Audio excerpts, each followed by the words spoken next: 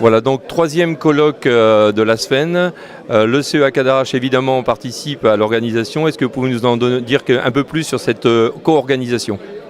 Ouais, le CEA est toujours très intéressé par les enjeux de société et en particulier l'énergie là, qui est un grand enjeu sur lequel on a beaucoup de compétences à Cadarache et c'est normal qu'on participe à la fois donc, pour éclairer le débat et puis rapprocher finalement les compétences scientifiques avec la vision que peut en avoir l'opinion publique. Merci beaucoup. Et donc Cadarache est un des acteurs importants de la région sur la recherche sur les énergies bas carbone. Est-ce que vous pouvez aussi nous expliquer un petit peu quels sont les différents axes de recherche pour ce mix énergétique ? Oui, alors on a beaucoup dit qu'il fallait prendre toutes les énergies. Il ne faut pas faire une spécialisation sur une énergie particulière. Et on a vraiment besoin d'avoir une multiplicité de production pour ne pas mettre tous les œufs dans le même panier.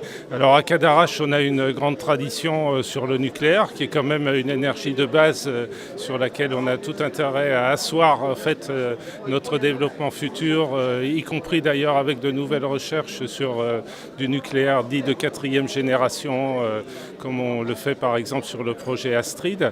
À beaucoup plus long terme, on a également des recherches sur l'énergie de fusion, donc associées au projet ITER.